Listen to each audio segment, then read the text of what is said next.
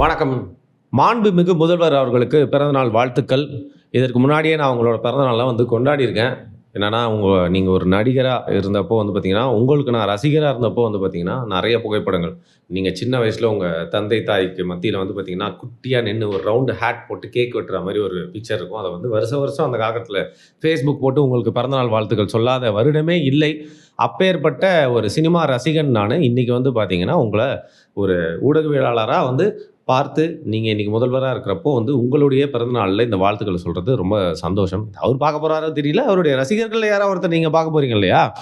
So ஒரு பிறந்தநாள் அப்டின்னா பார்த்தீங்கன்னா, சும்மா அதிரி புதிரியா இருக்கணும். அதுவும் பெரிய ஒரு நடிகரோட பிறந்தநாள் உங்களுடைய ரசிகர்கள்லாம் கொண்டாடுவாங்க. எல்லாம் ஓகே. ஆனா இந்த வருஷம் முதல்வர் ஆயிட்டார்ல. கொஞ்சம் டிஃபரண்ட்டா இருக்கணும். கொஞ்சம் பார்த்தீங்கன்னா பிறந்தநாள் கொண்டாட்டத்திலே கொஞ்சம் தினுசா இருக்கணும் அப்படிங்கிறனால, தமிழகம் முழுக்க முழுக்க முதல்வர் விஜய் அவர்களுடைய பிறந்தநாளை என்னென்ன டிசைன்ல கொண்டாட முடியுமோ கொண்டாடிட்டாங்க. உதாரணத்துக்கு சில அமைச்சர்கள் முன்னாடி பட்டாசுகள்லாம் வெடிக்க கொண்டாடினாங்க. பட் அதெல்லாம் ரொம்ப நார்மல். பட் ஒரு ஸ்கூல்ல பார்த்தீங்கன்னா, அரசாங்க பள்ளி அது மாதிரி ஒரு அரசாங்க பள்ளியில பல அரசாங்கங்கள் பள்ளிக்குள்ள அவருடைய தொண்டர்கள் என்ன ஒரு அதிகாரத்தில் உள்ளே போனாங்க அப்படின்னு தெரியல.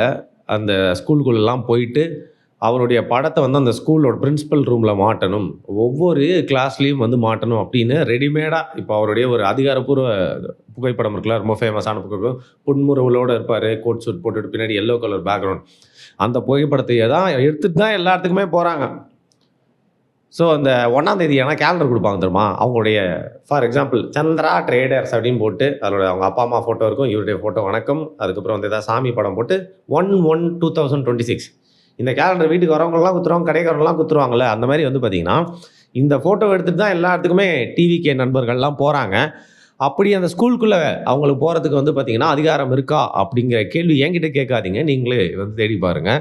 அங்கே போயிட்டு ஏன் இந்த தலைவர்கள் படலாம், அது எந்த தலைவர்கள், நேதாஜி சுபாஷ் சந்திர போஸ், ஐயா காமராஜர், அப்புறம் காந்திஜி, அண்ணல் அம்பேத்கர், இவர்கள் வரிசையில் ஏன் எங்களோட முதல் படம் அங்கே மாட்டல அப்படிங்கிற ஒரு நியாயமான கேள்வியை கேட்குறாங்க. அதுவும் பிறந்த நாள் அன்னைக்கு எப்படி நீங்கள் மாட்டாமல் இருப்பீங்க அப்படின்னு கேட்குறது மட்டும் இல்லாமல், பல ஸ்கூல்ஸில் இந்த மாதிரி கிளாஸில் போனது மட்டும் இல்லாமல் அங்கே அந்த அசம்பிளிலாம் நடக்கும்ல, காலையில் நீராரும் அந்த பாட்டெலாம் பாடுவாங்க, தமிழ் தாய் வாழ்த்து, அதுக்கப்புறம் ப்ரேயர், அப்புறம் ஜனகணமனெல்லாம் பாடக்கூடிய அந்த அசம்பிளியில் போயிட்டு எல்லாருமே இந்த படத்தை காட்டி இந்த மாமா யாருன்னு தெரியுமா அப்படின்னோடனே எல்லா குழந்தைங்களும் தெரியும் தெரியும் அப்படின்னு சொன்னோன்னே, அது எப்படி முடியுதுன்னு பார்த்தீங்கன்னா, பெரும்பான்மையான இடத்துல டிவிகே டிவிகே டிவிகே அப்படின்னு நுழையுது. பள்ளிக்குள்ளே அரசியல், மதச்சார்பு, சாதி இது எதுவுமே போகக்கூடாது அப்படின்னு சொல்லுவாங்க. பட் அரசியல் உள்ளே போயிருக்கோ அப்படிங்கிற சந்தேகம் எனக்கு எழலை. உங்களுக்கு எழுந்துச்சுன்னா அது நான் அதுவும் பண்ண முடியாது. அது மட்டும் இல்லாமல் அந்த கிளாஸில் போயிட்டு அவருடைய படத்தை மாட்டணும் அப்படின்னு சொல்கிறாங்க. நான் என்ன சொல்கிறேன் அப்படின்னா, சிலபஸ்லேயே தளபதி ஹானரபிள் சிஎம் மரியாதைக்குரிய விஜய் அவர்களை பற்றி எல்லா படிப்புலையும் சேர்க்கணும். ஏன்னா ரீசெண்டாக நான் ஒன்று பார்த்தேன், தளபதி டேலண்ட் எக்ஸாமினேஷன் ஏதோ வச்சாங்களாம். அதில் முதல்வர் விஜயை பற்றி நிறைய கொஸ்டின்லாம் கேட்டாங்கன்னு சொல்லிட்டு ஒரு பேரண்ட் புலம்பிட்டு இருந்தார். அவர் திமுக பேரண்ட்டாக இருந்தாலும் அதை வச்சதுக்கான ஆதாரங்கள்லாம் இருக்கே. இப்போ நான் என்ன ஒரு கோரிக்கை வைக்கிறேன்னா, உதாரணத்துக்கு ஒரு ஃபங்க்ஷன் இருக்கும், கீழே கருணாநிதி அவர்கள் உட்காந்துருப்பார், ரஜினி எல்லாம் உட்காந்துருப்பாங்க. அப்போ விஜய் அண்ட் அஜித் மேடை ஏறி வரலாற்று சிறப்புமிக்க சம்பவம் இல்லையா, அப்போ அஜித் ஒரு விஷயம் பண்ணியிருக்காரு, ஐயா மிரட்டுறாங்க அப்படின்னு அவர் சொல்லியிருப்பார்ல. அதற்கு முன்னாடி நம்மளுடைய முதல்வர் விஜய் அவர்களுடைய ஸ்பீச்சு, நீங்கள் வாழ்கிற காலத்திலே, யார் கருணாநிதி அவர்கள் சொல்கிறார், வாழ்கிற காலத்திலே உங்களுக்கு நடிகர் சங்க வளாகத்தில் ஒரு சிலை வைக்கணும் அப்படின்னு சொன்னார். நான் என்ன சொல்கிறேன், அதே மாதிரி இன்றைக்கி முதல்வராக இருக்கக்கூடிய நம்மளுடைய விஜய் அவர்கள் அவர் எல்லா கரிக்குலம்லேயும் அவரோட பற்றின பாடங்கள் இன்க்ளூட் பண்ணணும். உதாரணத்துக்கு இப்போ பார்த்திங்கன்னா விளையாட்டு பிடி பீரியட்னா அப்போது கில்லி படம், அழகிய தமிழ் மகன் இதெல்லாம் போட்டு காட்டினா கில்லி அண்டு ஒரு அத்லெட்டிக்ஸ்க்கு உண்டான விஷயங்கள்லாம், அப்புறம் மேபி ஸ்விம்மிங்காக பார்த்திங்கன்னா இன்னொரு படம் இருக்குது, அதையும் போட்டு காட்டலாம். உயிரியல் அதுக்கு புலி படத்தை போட்டு காட்டலாம். இந்த மாதிரி பார்த்திங்கன்னா தாவரவியலுக்கும் ஒரு படம் இருக்குது. இது மாதிரி எல்லா படத்துக்குமே பார்த்திங்கன்னா ஒரு சப்ஜெக்டோட அசோசியேட் பண்ணி விஜய் அவர்களை அந்த பாடத்திட்டத்தில் இன்க்ளூட் பண்ணணும். அதன் மூலயமா மாணவர்கள் முதல்வர் விஜய் அவர்களை எல்லா படிப்புலையுமே கற்றுக்கிறதுக்கான ஒரு வாய்ப்பு கிடைக்கும் அப்படின்னு நான் நினைக்கிறேன். இது ஸ்டேட் போர்டில் இன்ட்ரடியூஸ் பண்ணப்பட்டு சிபிஎஸ்சியும் இன்டர்நேஷ்னல் சிலபஸ் அவங்க எல்லாருமே பார்த்திங்கன்னா இங்கே மாண்டசரி எஜுகேஷனில் கூட இதை இன்க்ளூட் பண்ணணும் அப்படிங்கிற அந்த கோரிக்கையை வச்சுக்கிட்டு இன்னொரு ஒன்று பண்ணியிருக்காங்க. ஸ்கூலுக்குள்ளே போய் படம் வைக்க சொன்னாங்களா, அப்புறம் இவர் யாருன்னு கேட்டாங்களா. அதை தாண்டி ஒரு ஸ்கூலில் என்ன பண்ணியிருக்காங்க பார்த்தீங்கன்னா, அப்படியே ஒரு உருவத்தை உண்டாக்குறாங்க மாணவர்கள்லாம் உட்காந்து ட்ரோன் ஷாட்டில் அப்படியே மேலே போனால் முதல்வர் விஜய் அவருடைய முகம் தெரிகிற மாதிரி வந்து பண்ணியிருக்காங்க. சரி பண்ணதும் பண்ணீங்க. நம்ம முதல்வர் விஜய் முகம் வரா மாதிரி பண்ணுறீங்களா? அதை பார்க்குறதுக்கு யாருன்னே தெரியல. வேற ஏதோ ஸ்டேட்ல இருக்க நடிகர் மாதிரி தெரியுது. பட் எனிவே இந்த மாதிரி ஒரு இனிஷியேட்டிவ் வந்து பார்த்தீங்கன்னா, ஒரு ஸ்கூல்ல வந்து பண்ண வச்சிருக்காங்க. அங்கேயும் சில பேரண்ட்ஸ் வந்து கேட்குறாங்க, யார கேட்டு இந்த மாதிரி மாணவர்கள்லாம் வெயில்ல உட்கார வச்சு பல்ல வச்சீங்க? ஸ்கூலுக்குள்ள அரசியல்வாதிகள்லாம் வந்து வரமாட்டாங்கல்ல. இப்ப என்ன ஏன் இவங்கலாம் வராங்க? அப்படிங்கிற கேள்வி கேட்குறாங்க. நியாயமான கேள்வியா இல்லையா? உங்க மனசுக்குள்ளே விட்டுர்றேன். அத விடுங்க. ஒரு இடத்துல வந்து பார்த்தீங்கன்னா, ரொம்ப தினுசா ஒரு விஷயம் நடந்துச்சு. அங்க என்னன்னா, ஆ நம்ம உயர்கல்வித்துறை அமைச்சர், அவர் வந்து போயிருக்காரு. யாருக்குனாலும் ஒரு பாட்டு போட்டா, நல்ல பாட்டு போட்டா கை, கால் ஆடும் தானே.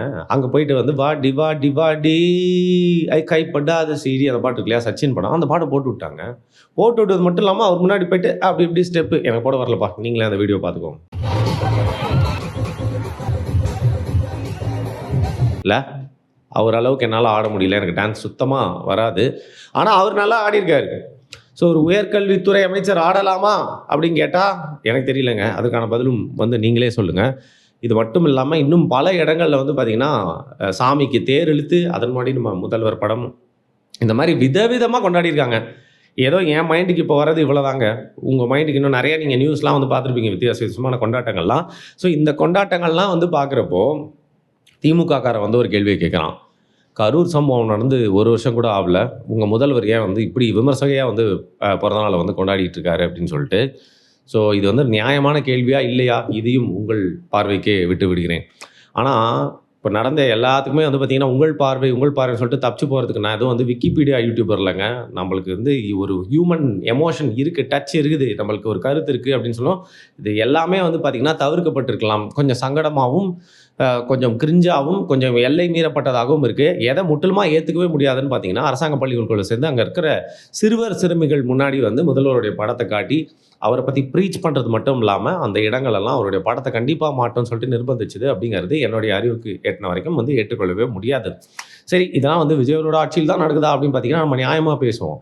இதெல்லாம் ஆரம்பிச்சு வச்சது யார் தெரியுமா? இதுக்கெல்லாம் காரணம் யார் தெரியுமா? அப்படின்னு திரும்பி பார்த்தா, அதாவது இன்னைக்கு சட்டமன்ற எதிர்க்கட்சி தலைவரா இருக்காரு இல்லையா? உதயநிதி ஸ்டாலின். அவருடைய தாத்தா காலத்துல தான் உச்சத்துல இருந்தது. நீங்க மட்டும் தான் பண்ணுவீங்களா? நான் பண்ண மாட்டேனா? அப்படின்னு சொல்லிட்டு அவங்கள பார்த்து ஜெயலலிதா அவர்களும் பண்ணாங்க. அதற்கப்புறம் அதைத் தொடர்ந்து ஸ்டாலின் அவர்களும் துணை முதல்வரா இருந்த உதயநிதி ஸ்டாலினும் இத பண்ணியிருக்காரு. அவர் ஒரு விழாக்கு வராரு அப்படிங்கிறதுக்காக சம்மந்தமே இல்லாம வெயில்ல மணிக்கணக்கா பள்ளி மாணவ, மாணவிகள்லாம் நிக்க வச்சு, அந்த ஒரு விழால வந்து பார்த்தீங்கன்னா, அப்போ பள்ளி மாணவர்கள்லாம் மயக்கம் அடிச்சு விழுந்தாங்க. இந்த மாரி நீங்க தொடங்கி வச்சது தான் இன்னைக்கு டிசைனா வந்து பார்த்தீங்கன்னா, வந்து டிவிகேக்காரங்க பண்ணிட்டு இருக்காங்க. உயர்கல்வித்துறை அமைச்சர் டான்ஸ் ஆடினாரே, இதற்கெல்லாம் முன்னாடி யார் தெரியுமா? இதற்கு முன்னாடி உயர்கல்வித்துறை அமைச்சரா இருந்த பொன்முடி அவர்கள். இவராவது பரவாயில்ல, ஒரே ஸ்டெப்ப வந்து இன்டு 2 போட்டுட்டு இருக்காரு. நம்ம ஆளோட ஸ்டெப்ப பாருங்களேன். சும்மா அப்படியே ராவா இருக்கும்.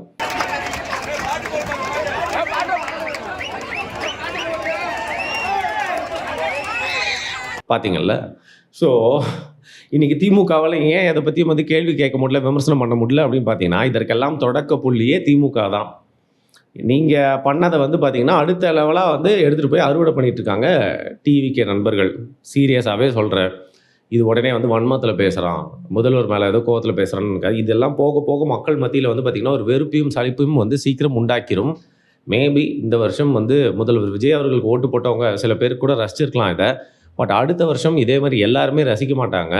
எல்லாருக்குமே வந்து பார்த்தீங்கன்னா, ஒரு முகசுளிப்பை இது சீக்கிரமா வந்து ஏற்படுத்திடும். எனக்கு நல்லா தெரியும். ஜெயிச்ச கட்சி அப்படிங்கிறனால பனையூர் கேட்ல போயிட்டு கேட்ட உடைக்கிறதுக்காகவே எல்லாருமே first day first show Vijay படத்துக்கு டிக்கெட் வாங்குற மாரியே எல்லாம் வெள்ளைன்ட்டு இருக்கீங்க. பனையூர்ல எல்லாருடைய மானமும் எந்த அளவுக்கு வந்து கப்பல் ஏறுது அப்படிங்கிறத பார்த்துட்டு தான் இருப்போம். எப்பவுமே ஓடுற குதிரை, ஜெயிக்கிற குதிரைனா எல்லாருமே பந்தயம் கட்டுவாங்க, வரதான் வந்து செய்வாங்க. அப்படி இன்னைக்கு விஜய் அவர்களுக்கு எப்படியாவது வந்து பார்த்தீங்கன்னா, முதல்வர் விஜய் அவர்களுக்கு வந்து ஐஸ் வைக்கணும். அந்த கட்சியில அப்படியே இடம் பிடிச்சிடணும். நானும் பாரு அவரோட பக்தர்ன்னு காட்டணுன்றதுக்காக, நீங்க டிசைனா செய்யக்கூடியது எல்லாமே வந்து பார்த்தீங்கன்னா, ஒரு பக்கம் ட்ரோல் மெட்டீரியலா மட்டும் இல்லாம, மக்களுக்கு மத்தியில என்னடா இது அவசரப்பட்டோமோ அப்படிங்கிற மாரி ஒரு ஃபீலிங்கை வந்து கண்டிப்பா வந்து ஏற்படுத்தும். நேற்று முழுக்க முழுக்க வந்து பார்த்தீங்கன்னா, நம்ம லெகசி மீடியா அப்படின்னு சொல்லப்படுற செய்தி சேனல்கள மட்டும் இல்லாம, சமூக வலைதளங்கள்ல எப்படியெல்லாம் வந்து முதல்வர் விஜய் அவர்களுடைய பிறந்த நாளை கொண்டாடினாங்க அப்படிங்கிறத திருப்பி திரும்பி போட்டு காட்டினாங்க. அது மட்டும் இல்லாம எதிர்க்கட்சியின் தூண்டுதல் பேர்ல வந்து பார்த்தீங்கன்னா, நெறைய வாட்டி போட்டு காட்டி எல்லார்கிட்டயும் ரீச் பண்ண வைக்கிறாங்க. இதுல இன்னொன்னு, அத பத்தி முதல்வருடைய பிறந்தநாள் விழாக்காக வந்து அமைச்சர்கள், சினிமா பிரபலங்கள்லாம் வந்து பேசுறாங்க. பாசத்தலைவனுக்கு பாராட்டு விழா கேள்விப்பட்டிருக்கீங்களா? கலைஞர் கருணாநிதி அவர்கள் கடைசி காலகட்டத்தில அந்த ஆட்சியில இருந்தப்போ வந்து பார்த்தீங்கன்னா, வாரத்துக்கு ஒரு ஃபங்ஷன் வந்து நம்ம தமிழ் துறையில வச்சு பண்ணிக்கிட்டே இருப்பாரு. அது வந்து சலிப்பு தட்டி எப்பா பாராட்டு விழாவா அப்படின்னு சொல்லிட்டு ரொம்ப கொந்தளிச்சு போய் தான் அஜித்தே வந்து அந்த மேடையில் பேசியிருப்பார். இப்போது அதுக்கான பிகினிங் ஸ்டேஜஸ் மாதிரி தான் வந்து பார்த்திங்கன்னா வந்து முதல்வர் விஜய் அவர்களையே புகழெல்லாம் அவர் நிறைய சாதனை பண்ணியிருக்காரு. திரைத்துறையில் நிறையா வசூலை அள்ளி குவிச்சிருக்காரு. உச்சத்தில் இருந்து வந்திருக்காரு. இன்றைக்கி வந்து முதல் தேர்தலில் நின்று ஜெயிச்சிருக்காரு. எல்லாமே சாதனைகள் தான்.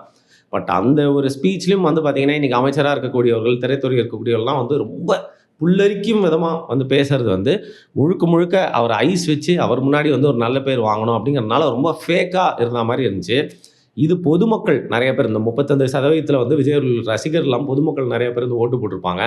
அந்த மாதிரி நபர்களுக்கு இது முழுக்க முழுக்க வந்து பார்த்திங்கன்னா ஒரு சங்கடமாகவும், என்னடா இது இவ்வளோ ஹீரோ வர்ஷிப் பண்ணிகிட்டு இருக்காங்க, ஒரு பிறந்த நாளை கொண்டாடுறீங்க ஓகே, அதுக்காக எல்லை மீறுறீங்களேப்பா அப்படின்னு சொல்லிட்டு வந்து ஃபீல் பண்ண வைக்கும் விதமாக தான் செய்திகள் உள்ளாக கொண்டிருக்கிறது. இதெல்லாம் வந்து முதல்வர்கள் வந்து அவர் கண்ணுக்கு போதா இல்லை காதுக்கு போதா அப்படிங்கிறது தெரியல. இல்லை அவரே ரசிக்கிறாரா அப்படின்னு கேட்டிங்கன்னா என்னை பொறுத்த வரைக்கும் அவர் வந்து ரசிக்க மாட்டார் அப்படின்னு நம்புகிறேன்.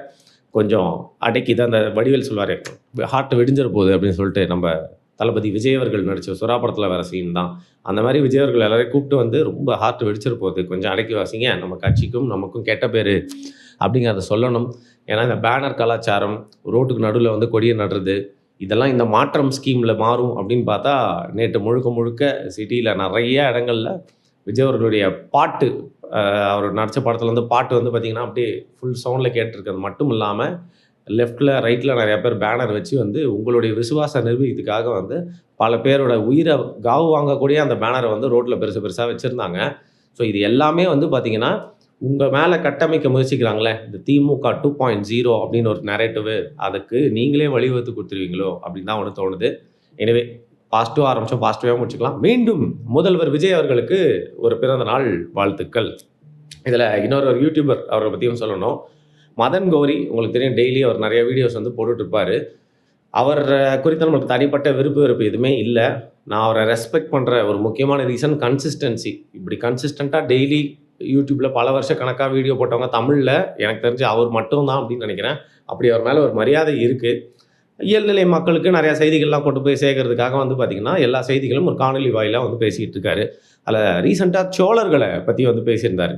அதில் எப்படி வெள்ளை அறிக்கையை வந்து தஞ்சை பெரிய கோயில் கூட கம்பேர் பண்ணியிருந்தாரோ, ராஜராஜ சோழனோட கல்யாணத்தை பற்றியும் பொண்டாட்டியை பற்றியும் பேசியிருந்தார். அவருக்கு வந்து 14 பொண்டாட்டி இருந்துச்சு. அதில் ஒருத்தவங்க குஜராத்தி அப்படின்னு வேறு. ஸோ வெள்ளை அறிக்கையை இந்த அரசாங்கத்தோட வெள்ளை அறிக்கையோட கம்பேர் பண்ணுறீங்க. ராஜராஜனை யார் கூட கம்பேர் பண்ணுறீங்க? அந்த 14 மனைவிகள் அந்த மேட்ரு ஏன் அந்த இடத்துல சொல்கிறீங்க? அதுவும் குஜராத்தி மனைவியும் வச்சுருந்தாரு அப்படிங்கிறத ஏன் சொல்கிறீங்க? எல்லாத்தையும் வேறு எது கூடயும் நாங்கள் ரிலேட் பண்ணி பார்த்துக்கணுமா அப்படிங்கிற சந்தேகம் எழுது. யாராக இருந்தாலும் சரிப்பா, முதல்ல தொடர்றது கம்பேரிசனுக்கே வந்து பார்த்திங்கன்னா நம்மளுடைய பேரரசர் ராஜராஜ சோழன் தான். தயவுசெய்து விட்டுருங்கப்பா. அவர் தமிழ் மக்களுக்கு நல்லது தான் செஞ்சு போனார். அதனால் எல்லாரையும் அவர் கூட கம்பேர் பண்ணி சில விஷயங்களை ஜென்ரலைஸ் பண்ணோம் அப்படிங்கிறதுக்காக வந்து அடுத்த முறை ரொம்ப பெரிய யூடியூபர், மதிக்கத்தக்க யூடியூபர், நாலேஜை பரப்பக்கூடிய யூடியூபர், தினம் தினம் மக்களுக்காக காணொலி மூலமா சேவை செய்யும் யூடியூபர் மதன் கௌரி அவர்களே, அடுத்த வாட்டி சோழரை பற்றி பேசும்போது, ராஜராஜ சோழரை பற்றி பேசும்போது கொஞ்சம் பார்த்து பேசுங்க அப்படிங்கிற வேண்டுகோளோட இந்த பர்த்டே வீடியோவை முடிச்சுக்கிறேன். எங்கள் ஆஃபீஸில் எங்களுடைய சார்பாக முதல்வர் தளபதி விஜய் அவர்களுக்கு நாங்கள் பிறந்தநாள் வாழ்த்து தெரிவிக்கும் விதமாக ஒரு கேக் வாங்கி வெட்டி நாங்களே சாப்பிட்லான்னு இருக்கோம். நன்றி.